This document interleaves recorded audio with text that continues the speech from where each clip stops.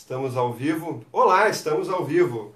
Boa noite, bem-vindo ao Live Literatura, o seu encontro semanal com o maravilhoso universo literário. Hoje eu tenho aqui do meu lado o meu amigo Lucas de Melo Bonês. Bem-vindo, Lucas. Muito obrigado. Tudo bem? Tudo certo. Quero começar agradecendo o meu convidado, porque ele foi muito gentil e atendeu todas as loucuras da agenda de uma pessoa que está quase se casando, está há 5 dias de se casar.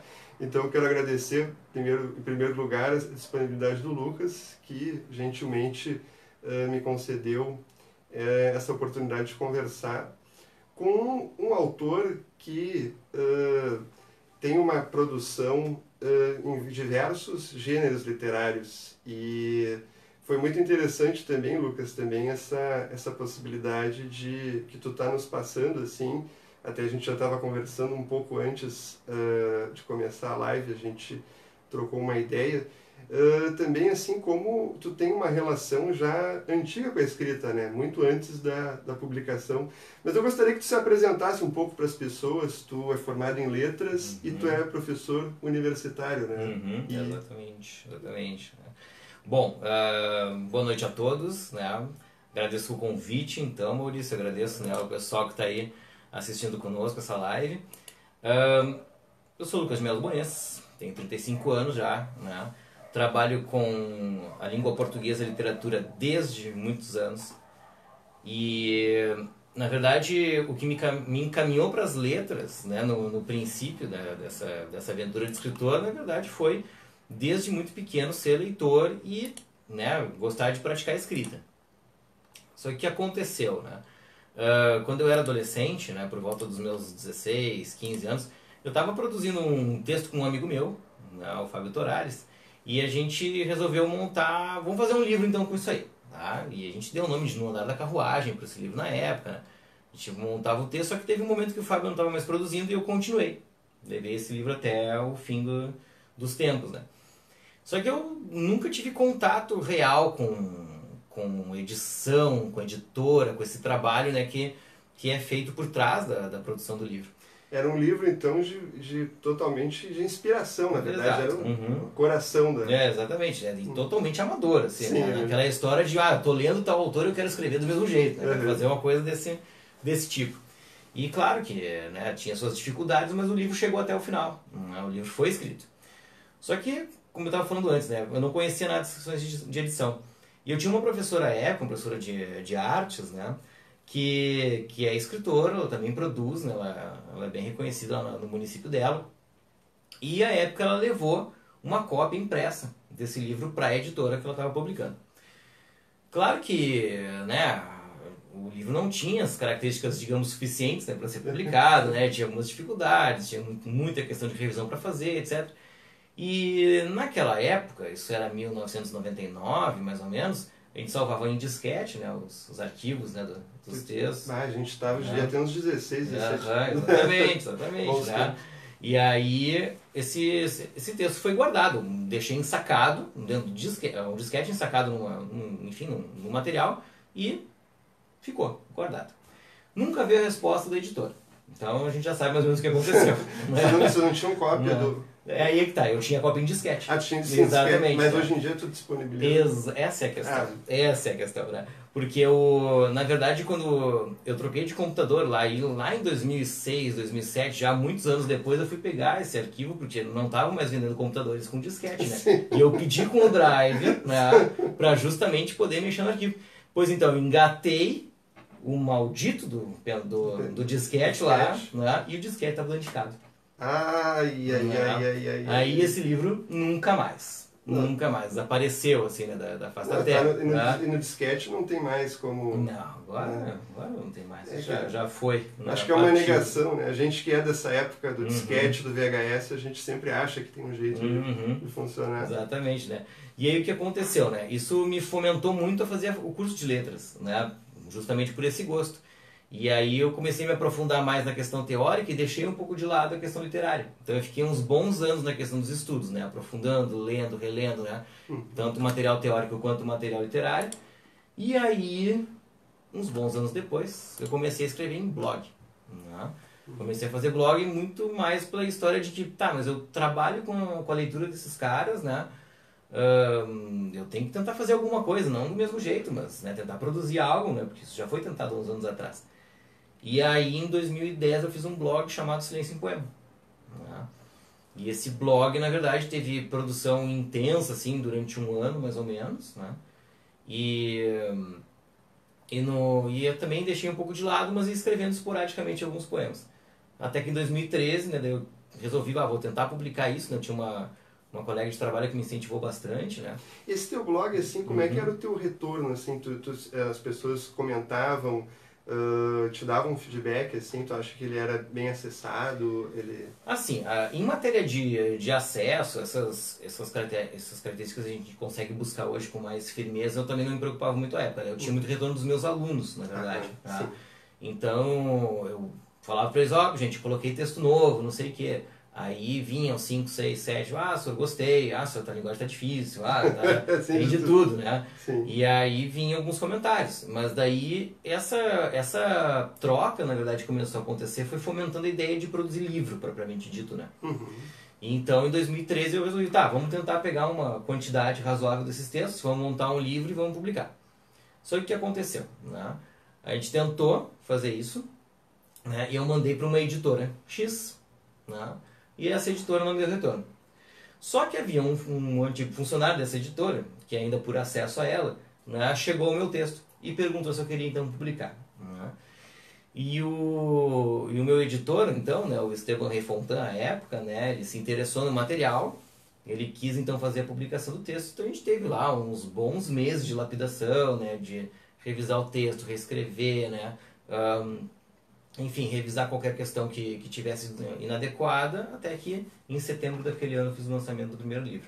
2013. 2013. Justamente.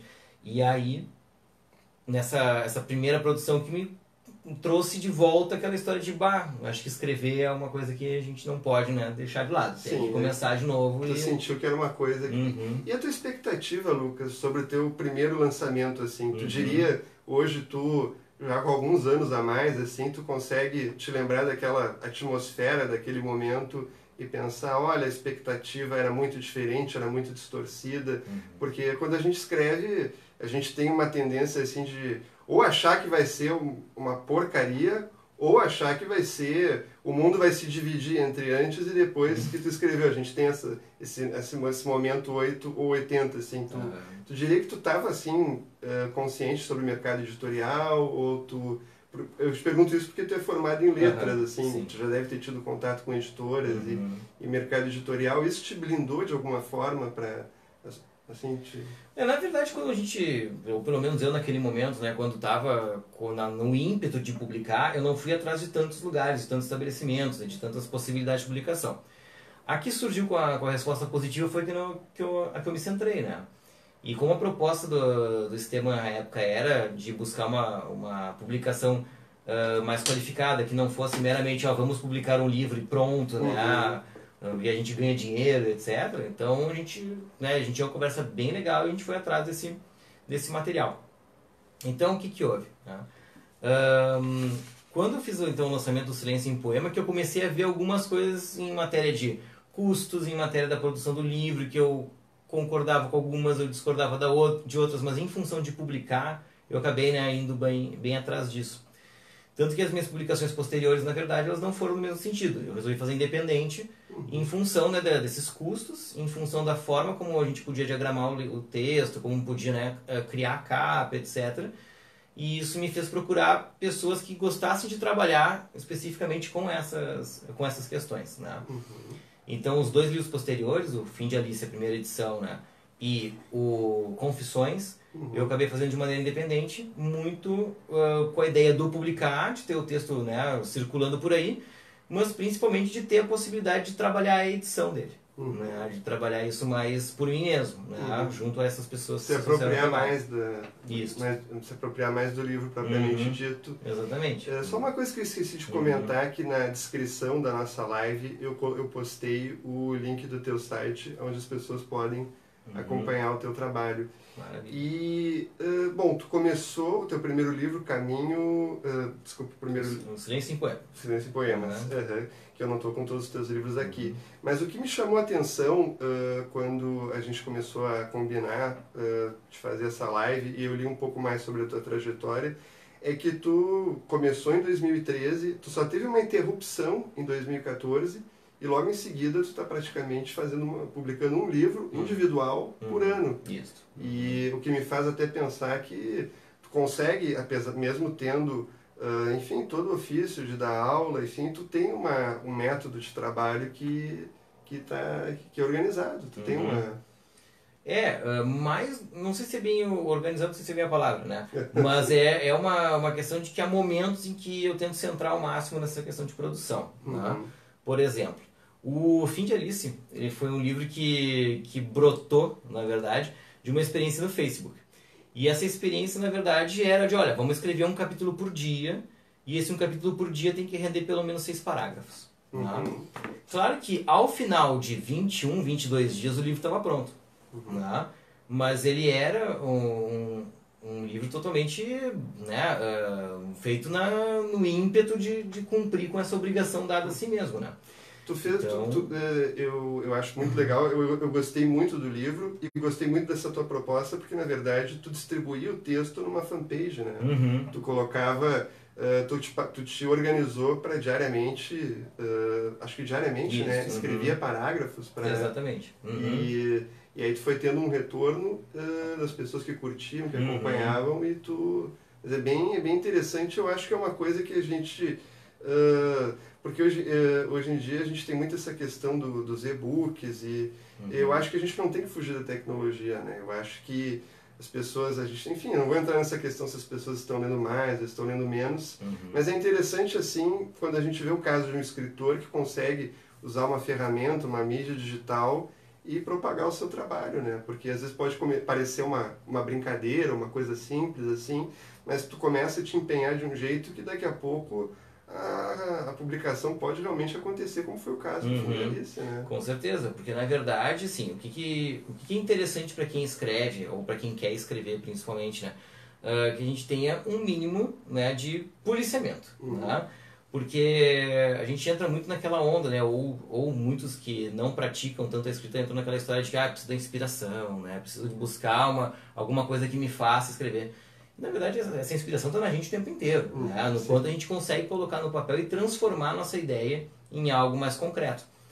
E no caso do Fim de Alice especificamente, né? Esses 20 e poucos dias, na verdade, só fizeram com que o livro acontecesse porque houve uma ideia de que, olha, vamos produzir assim, né? Vamos tentar montar dessa forma. Tanto que os livros de poemas, né? O Silêncio em Poema é uma acumulação de um ano de textos. Né? É um ano de poemas que foram lançados, né? Foram colocados em um blog primeiramente e depois se transformaram no livro físico. O Antes da Última Queda, né, é um texto que também não demorou um ano, né, mas ele teve também textos somados de outras épocas, somados daquele momento de produção também pré-preparação do livro, digamos assim, em que o tempo inteiro a gente tinha essa história de querer montar um gênero específico. Aí eu tinha sonetos, né, para serem produzidos, então eu queria só um livro de sonetos. Então eu precisava centrar a proposta de alguma forma. E à medida que a gente tem esse policiamento, que tem esse cuidado, né, de escrever de determinadas formas, em determinados momentos, aí a gente consegue produzir aquilo que nos é interessante para aquela hora. Então, claro que os cursos de formação colaboram, né, as oficinas que a gente participa ajudam bastante.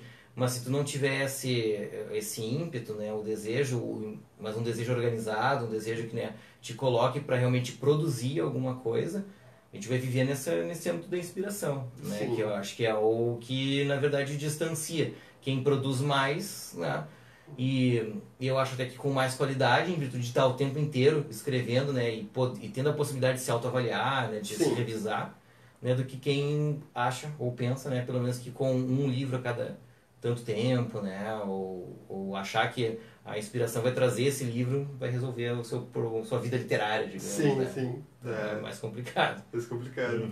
Mas em questão assim, eu tô querendo falar também, porque eu já falei que tu te experimentou ao longo das tuas publicações em diversos gêneros. Tu tem contos, tu tem uma narrativa longa que é o Fim de Alice. Eu queria dizer assim, como é que tu se sente assim nessa questão de te experimentar em vários gêneros assim? Tu acha isso alguma coisa no sentido, não quero dizer negativo, mas até que ponto assim o escritor, o autor, ele precisa ficar preso num gênero para conseguir, porque tu tem uma produção frequente assim desde 2013 e te experimentando em vários gêneros, então tu não ficou engessado nisso, assim, agora eu sou do conto, agora eu sou da poesia, agora eu sou da narrativa longa. Como é que essa curiosidade, assim, como é que... É assim, né, como eu disse no princípio do Silêncio em Poema, né, do blog, a história de me experimentar um pouco, na verdade, ela vem muito da ideia de que eu trabalho com esses gêneros em sala de aula, né? Sim. Então, sempre trabalhei explicando leitura de poema, explicando que um poema, né, representa um determinado período, um determinado contexto, né? O que o texto narrativo passa a representar em certa época da humanidade, né? Por que essas histórias que são contadas, elas cativam as pessoas, por que o texto teatral tem aquela preparação específica para o trabalho, né, do ator, né, em cima do palco.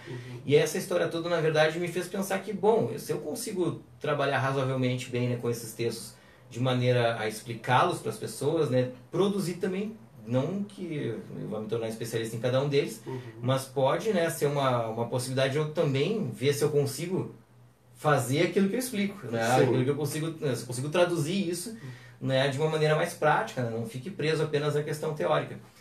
E essa não é exatamente uma crítica aos professores da nossa área, né, da área de letras especificamente, mas é um fato de que boa parte desses profissionais não praticam a escrita. Agora a gente sabe que alguns não praticam nem a leitura, né, para nossa infelicidade, sim. Né? Mas não praticar a escrita, né, é uma das formas que vai distanciando, inclusive, né, essa pessoa, né, que é interessada pela área, né, do que ela poderia realmente aprofundar nas suas explicações. Então, acho que sempre é interessante poder, né, mostrar um pouquinho daquilo que é teórico nosso por meio da escrita. Então, eu comecei a escrever variados gêneros nesse sentido, né? Os poemas inicialmente, porque eu sempre gostei de poemas, mas com o tempo eu fui desenvolvendo um pouco mais esse gosto devido aos estudos que foram feitos. A questão do teatro, porque desde 2011 eu dirijo a Opera Rock, né, que é um grupo de teatro musical, e a partir dele, né, eu colaboro com a construção da dramaturgia de cada peça. O Fim de Alice, né, com a questão da narrativa longa, muito em função de eu ser, né, um leitor de narrativas longas desde o princípio, mas narrativas longas que não tem uma extensão gigante, né, eu nunca fui assim de ler textos de 600, 800, 1000 páginas, né, mas textos de 100, 150, 200, que sempre foi assim o que eu mais gostava de ler. Então a ideia de explorando cada um deles vem muito em função de tentar, né, encontrar, né, não o meu gênero especificamente, né, mas formas de eu encontrar a teoria que eu tanto li, que eu tanto trabalho em sala de aula na minha prática, né, de tentar traduzir isso para a minha escrita. E é como a gente estava conversando antes, né, não necessariamente vai ser assim uma eternidade essa montagem de vários gêneros o tempo inteiro, né? Provavelmente uma hora eu vou ganhar um alinhamento, mas ainda tem muita coisa para experimentar, né? Muita coisa que eu quero escrever para poder realmente, né, dizer assim, o Lucas parece que segue um gênero tal. Eu acho interessante isso porque, enfim, é interessante poder conversar com uma pessoa que publicou um pouco em cada gênero. E tu, na condição de leitor, assim, tu procura variar também os gêneros lidos? Agora eu vou ler um conto, agora eu vou ler um romance, agora eu vou para poesia. Tu também... essa tua diversidade, assim, como escritor, também acontece com o Lucas leitor, assim? Acontece. E eu acho que é uma das questões que alimenta bastante, né, essa variação toda. Justamente porque, né, a questão da linguagem dos textos, né, a linguagem do texto poético, ela claro, não necessariamente ela vai se prender à poesia, a gente sabe, né? Ela pode aparecer no conto, ela pode aparecer no romance, mas quanto mais tu fomenta, por exemplo, a leitura do poema, mais tu consegue familiarizar possibilidades para a escrita do conto, né? Ou até mesmo do texto teatral, né? Na questão da montagem do diálogo, das exposições, das rubricas, como é que tu aproveita isso na narrativa, ou vice-versa, né? Não de forma a aproximar demais os gêneros, né? Mas para ver como é que cada um deles pode se embeber um pouco de cada um, né? Como é que eles né, dialogam entre si para gerenciar essas possibilidades todas, né? Sim. E desses teus livros, enfim, dos diversos gêneros, assim, tu conseguiria dizer, assim... É uma pergunta cruel porque a gente gosta de todos os filhos, né? Uhum. Mas o que te deu mais prazer, assim, de escrever, assim? Tu consegue... tu conseguiu, assim, sentir um pouco mais de prazer, um pouco mais de dificuldade em algum livro? Não, certamente o mais complexo de ser produzido foi o Fim de Alice, né? Apesar de de ter um alinhamento para a escrita, né? Tem momentos que tu tá cansado, tem momentos, né, que tu não tá pensando exatamente em como montar aquela história, ou que tu pensa que tu pode desalinhar algumas possibilidades para centrar em outras, mas aí tu percebe que aquilo não vai caminhar para um final, né, que seja lógico, que seja factível para a história, né? Então tu tem que pensar sempre, caso tu não tenha planejamento, obviamente, né, do texto todo, pensar nessas possibilidades de forma que leve para um final que seja coerente com aquilo que tu te propôs. E o Fim de Alice, na verdade, como foi minha única narrativa longa, até agora pelo menos... Né? Até agora. Por favor, é o que a gente espera. Tá? Na verdade, ela teve um caminho mais extenso, né, para ser produzido. Caminho mais extenso no sentido de tempo de fixar a ideia dentro de uma determinada estrutura. Né? Eu vou ficar o tempo inteiro pensando nisso, em como estruturar e como montar, seguir o tempo inteiro esse texto. E fazer as próprias costuras do texto, né, um pouco mais complexa quando tu vai mesclando as narrativas, né? Tu vai botando a voz, né? A câmera vai girando de um lado para o outro, ou vai dialogando, né, um personagem com o outro sem estarem necessariamente conectados. Sim, né? Aquela coisa de alternar os parágrafos, que tu usa essa técnica no livro. Exato, né? E daí, claro, né, tu pega tu vai montar um poema, por exemplo, né? Tá, tu tem que ter uma certa familiaridade com o gênero ou com a proposta de poema, com a questão do lírico, etc, né? Mas ele tem dentro do que eu já produzo, ele já tem uma fluidez um pouco maior em virtude de já escrever há mais tempo e saber que ele vai começar e terminar naquele momento que eu produzi o texto. Né? Vai ter revisão, vai ter outras observações, vai modificar um pouco o texto, isso acontece, né? Mas o texto vai estar pronto, vai ter o esqueleto dele pelo menos, né? O Fim de Alice não tinha, né? Não tinha esqueleto nenhum, ele foi se criando à medida que ele foi sendo produzido.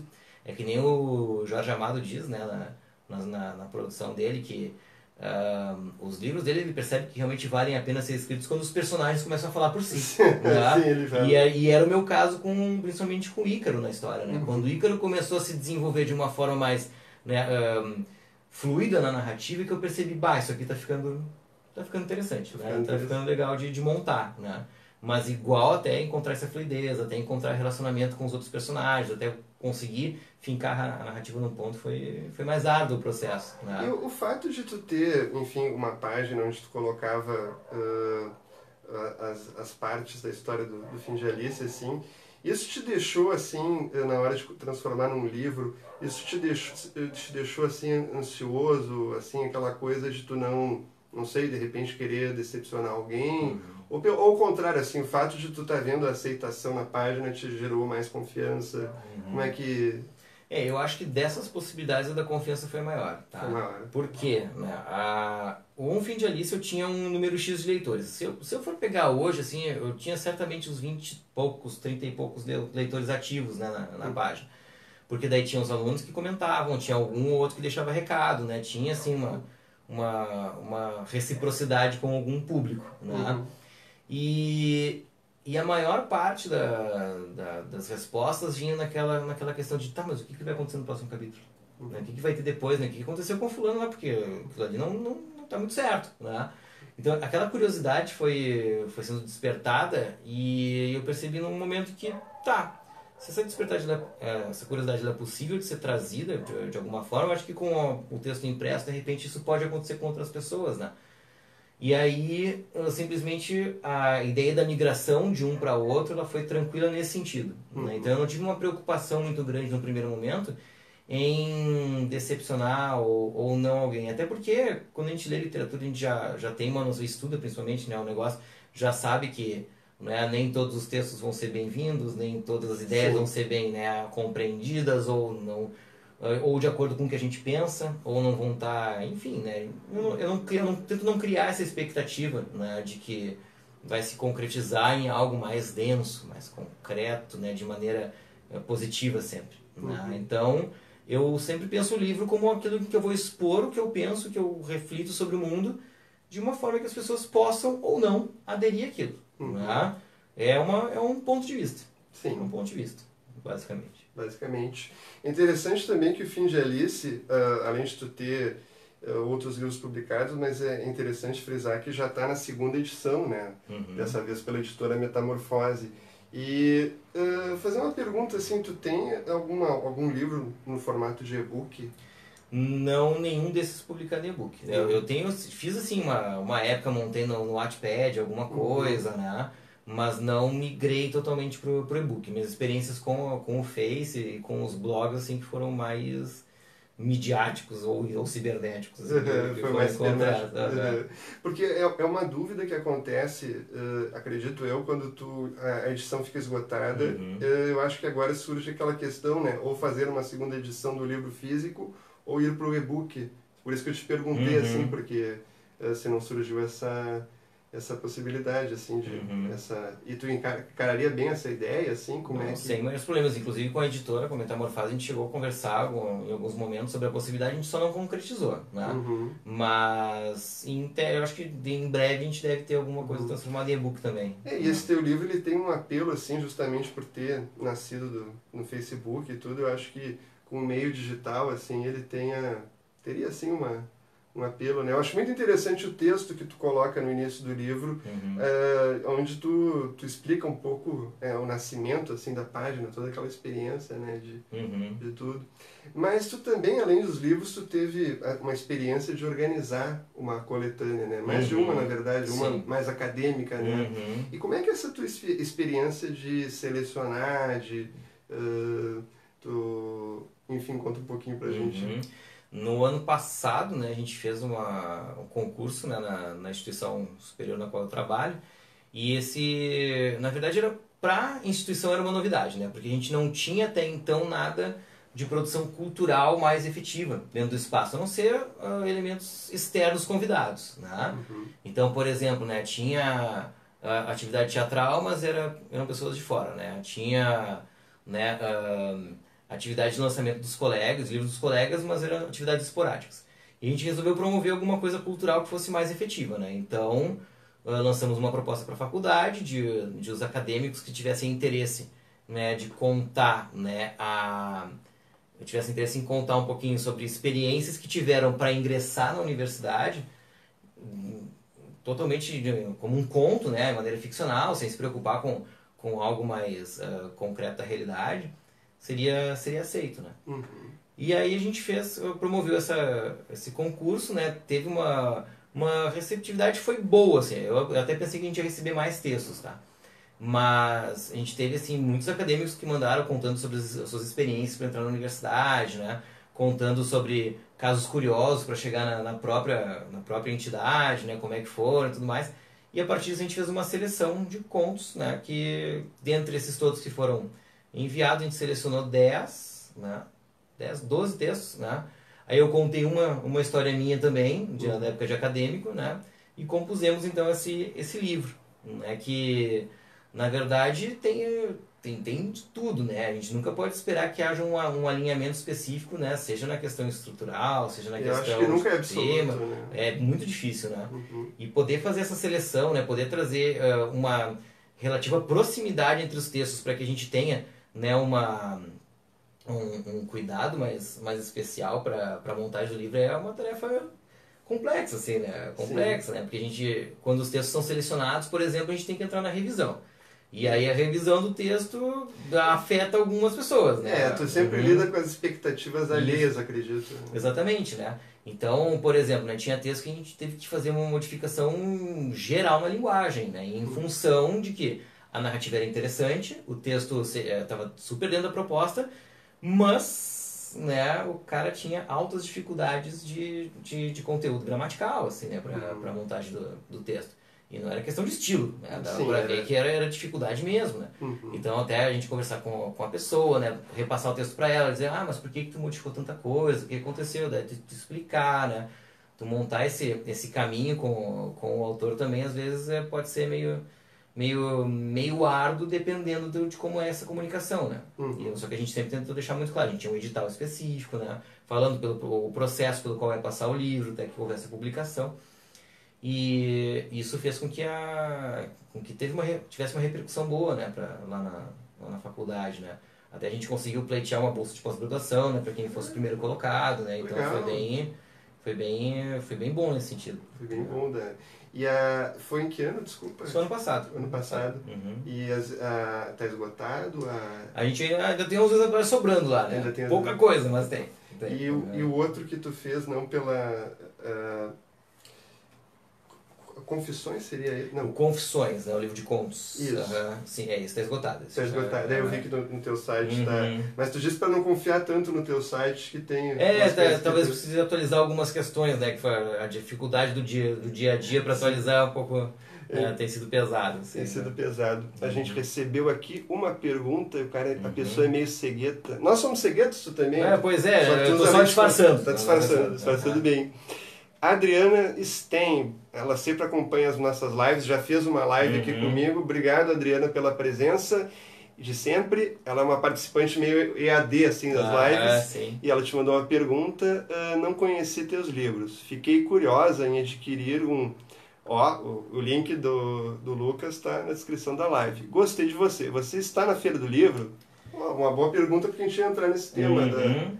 Maravilha, né? Adriana, obrigado pela pergunta. Eu não lembro se nós não nos conhecemos no evento da Ana Mello, no último que teve agora. É possível. É possível que ela estivesse lá. É possível. Só não estou enganado, acho que ela teve uma intervenção teatral. Sim, ela faz parte do grupo da Bruna. Do grupo da Bruna Tessuto, sim.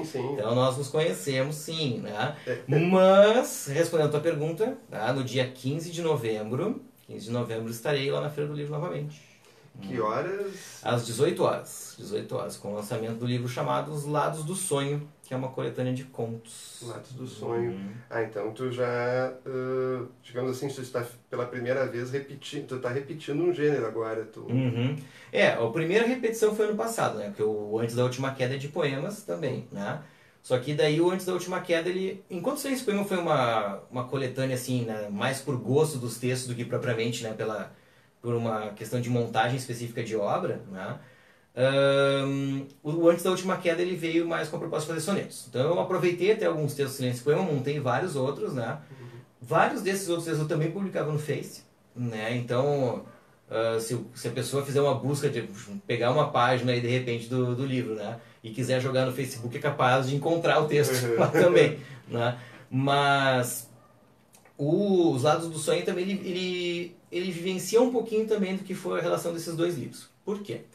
O Confissões, como eu estava te contando também em outro momento, né, ele era um livro, ele foi feito na verdade pensando na evolução do escritor. Então eu peguei vários contos de várias épocas de escrita, né, desde o fim da adolescência, início da faculdade, né, o momento de pós-graduação, depois de ter feito curso de formação de escritores com o Marcelo Spaldi na Metamorfose, né, montando, né, uma ordem, entre aspas, cronológica, né, que mostrasse um pouquinho como é que foi essa evolução do escritor, né, de passar de um escritor mais amador, entre aspas, para um escritor teoricamente mais amadurecido.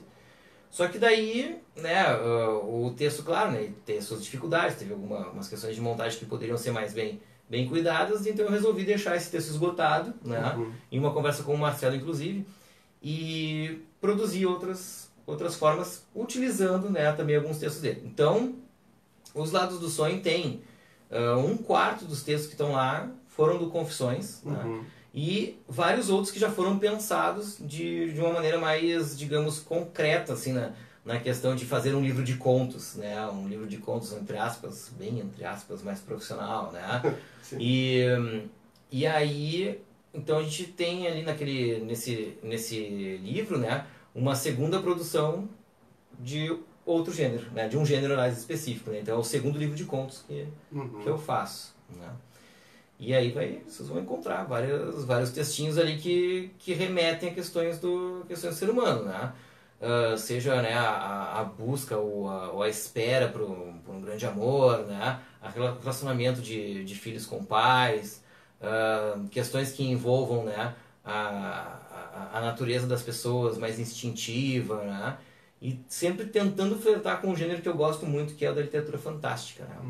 Tu até estava me comentando que tu flerta com esse gênero, né? Tu tem uma... exatamente, eu tô só flertando, né? Porque um dia eu quero namorar com ele, mas tá difícil. Tá difícil, né? Tá bem difícil. Tá difícil, com a conquista tá difícil. Exatamente, acho que vou ter que ficar mais um tempo nessa vida. Porque eu sou um leitor, sempre fui um leitor muito voraz do Moacir Sclia, né? Sempre gostei demais da produção dele. E o Moacir sempre teve uma questão de envolver com o mágico, seja com um personagem mágico, como é o Guedalho no Cidade do Jardim, né? Sim. Ou como, né? É feita toda a narrativa em cima do Exército de um Homem Só, que também tem essa questão do imaginário do Meyer Ginsburg, tá toda hora encontrando personagens novos, né? A Companheira Galinha, os soldadinhos, né? Todo aquele povo que na verdade está na imaginação do personagem. Isso sempre me cativou muito.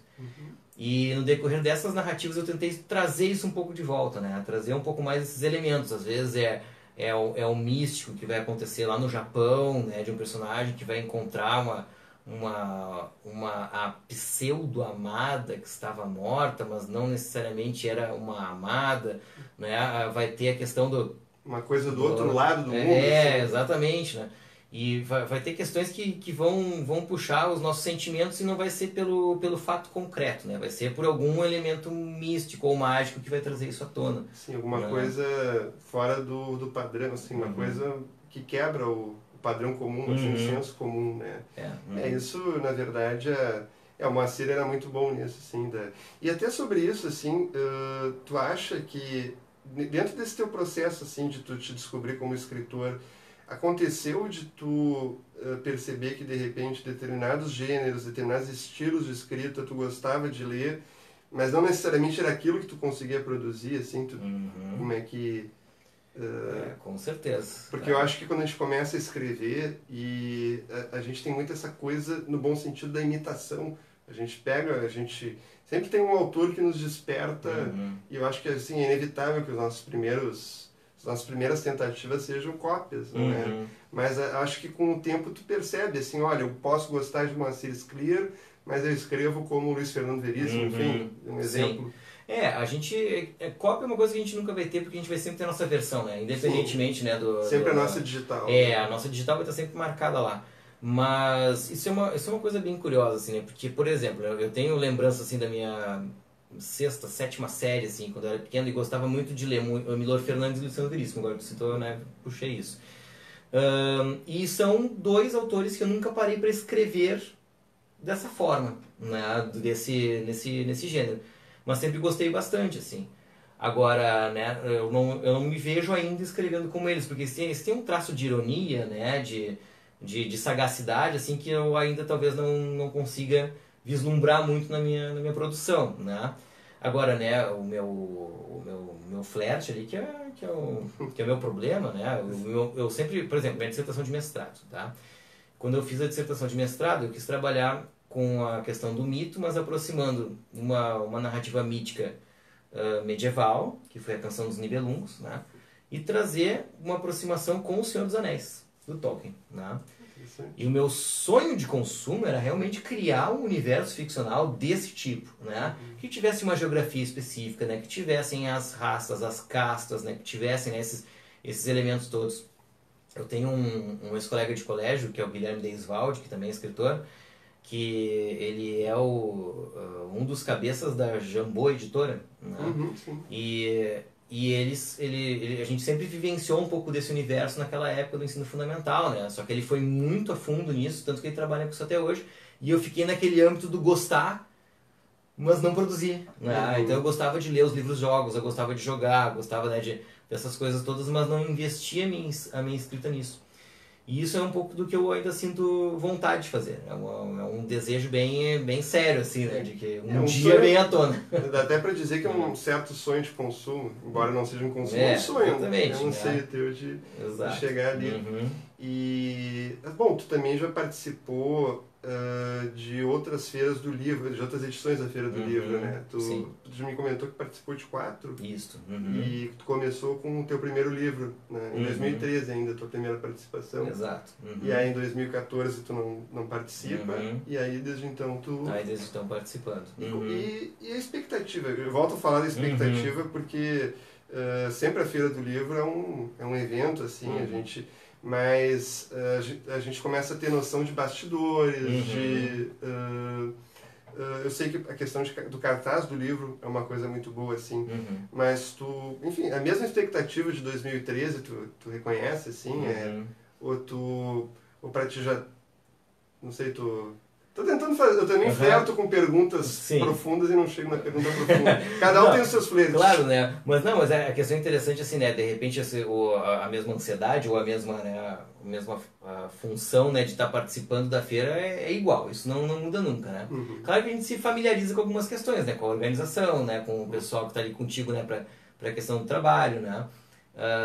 O Vitor Dil, né, que é um dos que colabora na elaboração da Feira do Livro, né, de vez em quando faço contato com ele, né, a gente tem um contato mais aberto nesse sentido, também consegue, né, ter esse acesso à feira, né, de maneira mais tranquila, mas a expectativa sempre fica grande em função de quem é que vai te ler agora, né?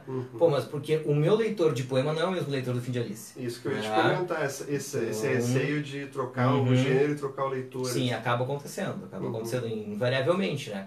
Claro que a gente vai sempre ter os nossos amigos, nossos familiares, né? O pessoal na só primeira aparece, fila ali, tem aqueles que aparecem, né? Mas o leitor, entre aspas, né? O leitor comum, na verdade, né?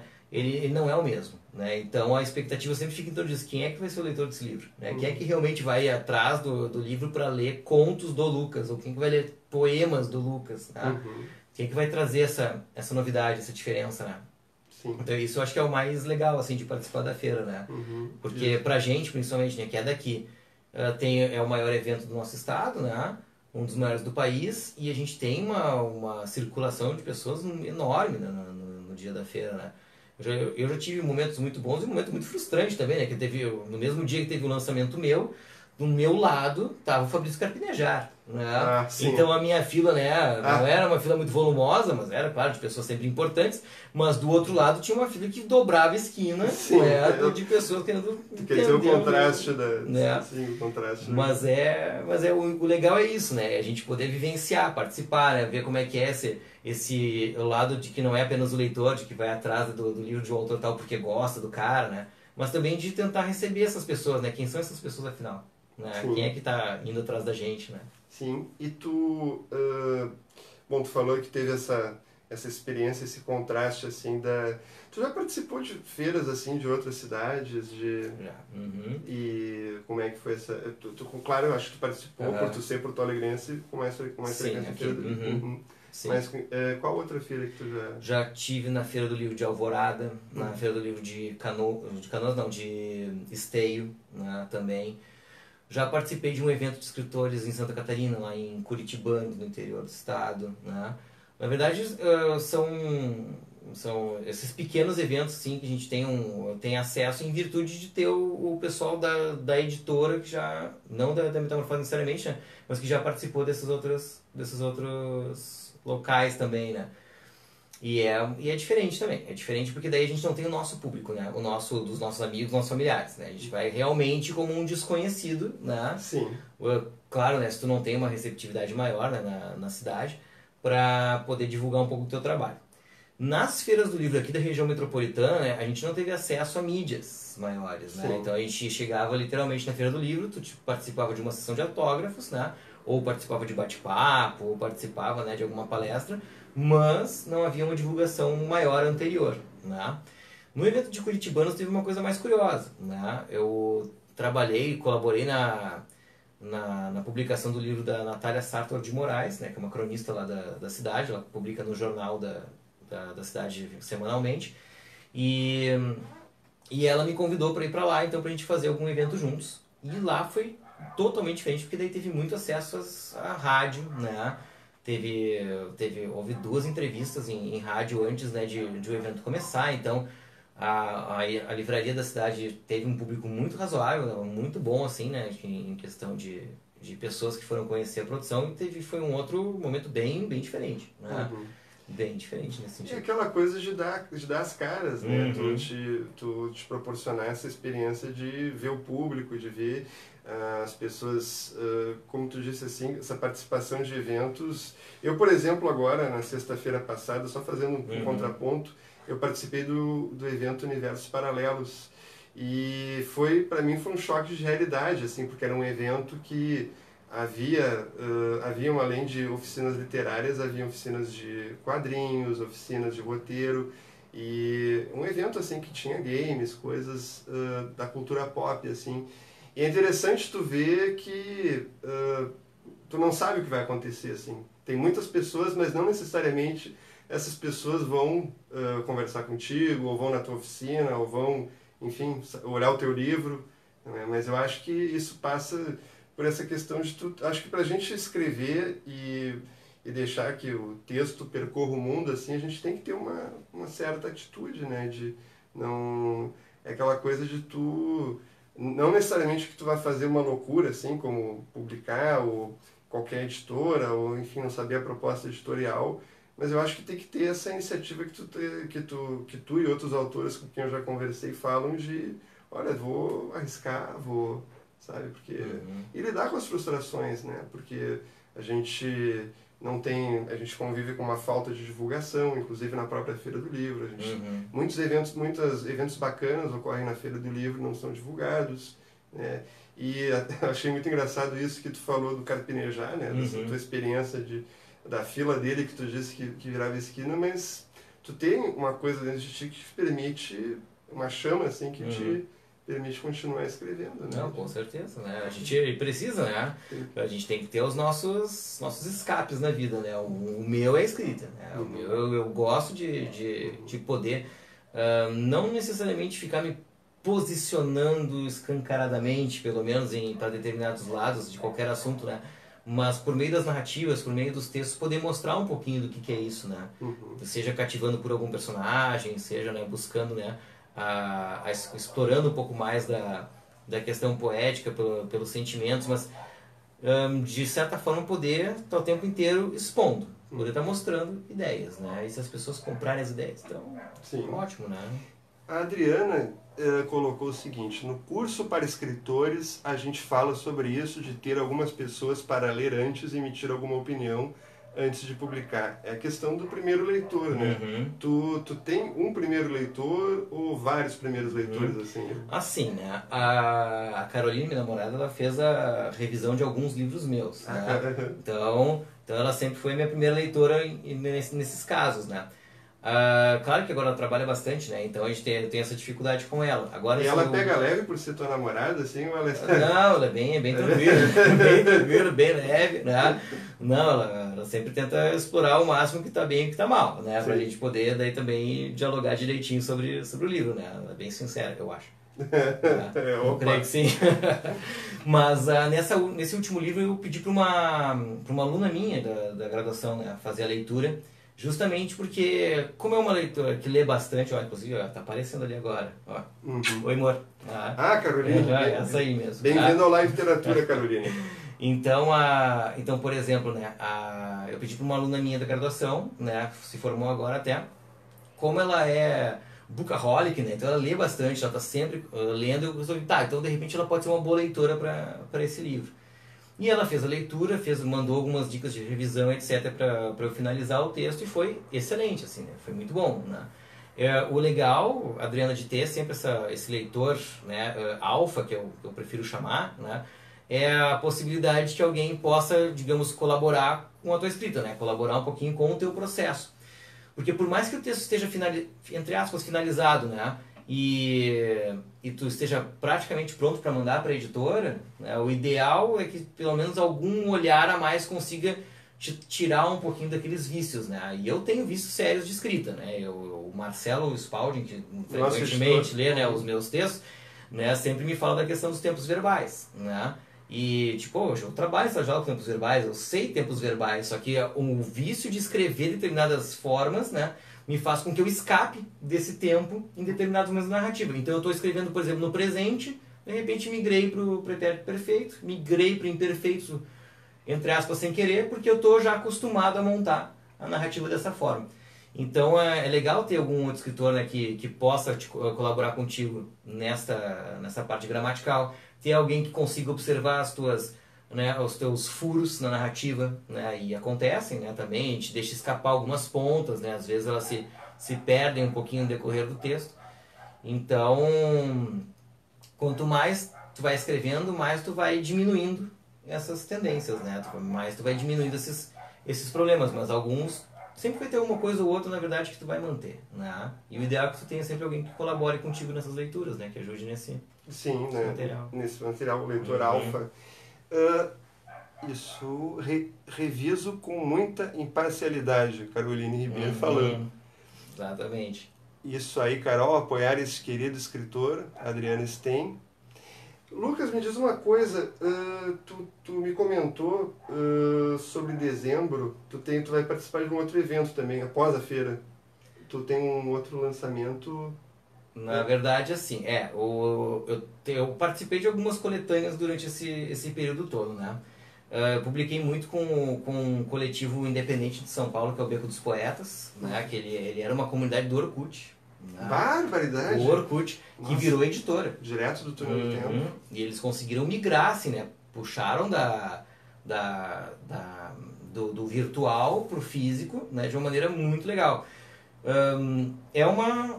Foi dos locais um dos meios, aliás, que eu publiquei, né?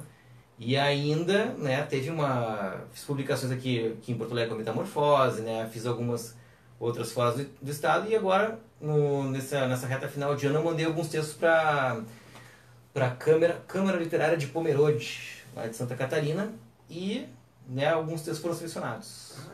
Então, agora em dezembro devem vir esses textos para... Em qual gênero? Na verdade, foram 3 gêneros. 3 gêneros? Isso, tem 3 gêneros. Teve em poema, teve em conto e em crônica. O edital permitia que tu escrevesse assim? Permitia que eu enviasse tantos textos quantos eu quisesse, mas poderia ter no máximo 2 selecionados por gênero. 100% de aproveitamento. Mas essa foi a primeira vez, assim, né, com todos os textos, né, contemplados. Né? Sim, foi bem legal mesmo. Tu já tem a data, é dezembro, dia... Eu não tenho a data específica, porque na verdade eu só recebi a remessa, né? O lançamento eles vão fazer lá em Santa Catarina, mas eu não recebi a data especificamente qual será.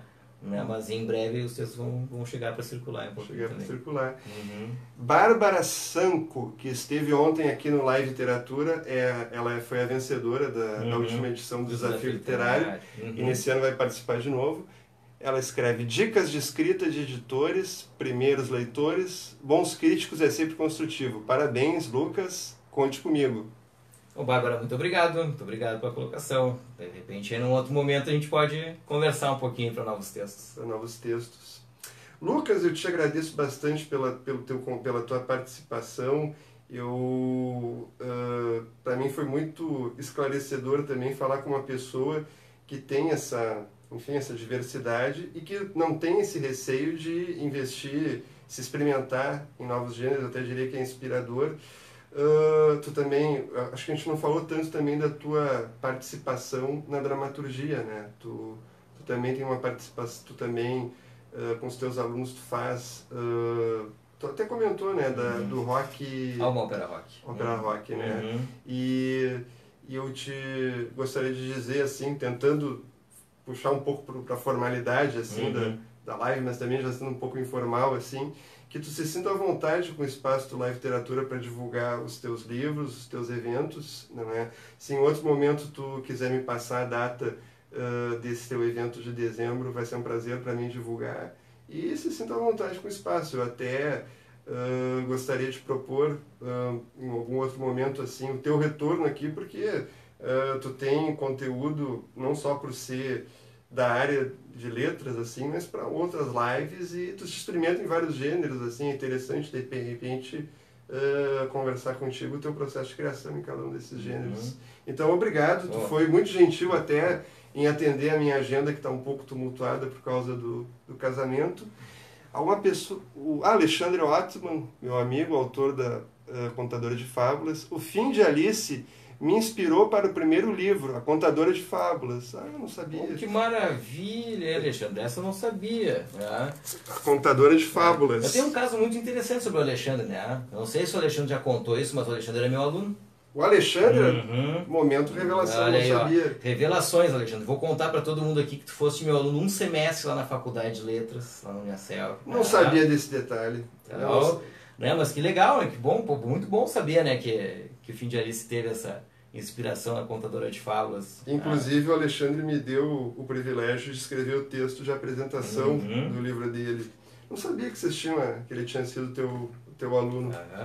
Como professor a gente vai conhecendo muita gente. Vai conhecendo. Muita gente. Não, tem cada maluco que tu conhece. Tem os malucos aí que fazem live. Tem de tudo. Então tá, gente. Esse foi Lucas de Melo Bonês. Eu tenho que cuidar para não dizer Lucas Bonês de Melo. Eu tô a tarde toda ensaiando. Esse foi Lucas de Melo Bonês. Eu vou dar uma rápida girada na câmera, porque aqui no Live Literatura a gente tem o problema da câmera invertida. As pessoas leem a capa de trás para frente em hebraico. O Fim de Alice, essa bela capa, num livro que já está na sua segunda edição, pela editora Metamorfose. Antes da Última Queda, também pela editora Metamorfose. E Silêncio em Poema, da editora Versos. A pessoa é meio cegueta aqui. Aqui, girando de novo, colocando pirotecnia de quem faz live ao vivo. Então, obrigado de novo, Lucas. Eu faço lives ao vivo, não uso dublê, sou Maurício Chames, estive com o Lucas de Melo Bonês. Te convido para continuar semanalmente acompanhando o Live Literatura. Sempre tento finalizar com uma frase assim, genial, mas eu não consigo assim, eu sempre saio com uma resposta, uma frase assim. Então tá, gente, um beijo, um abraço, curtam Live Literatura, obrigado pela transmissão, pela audiência.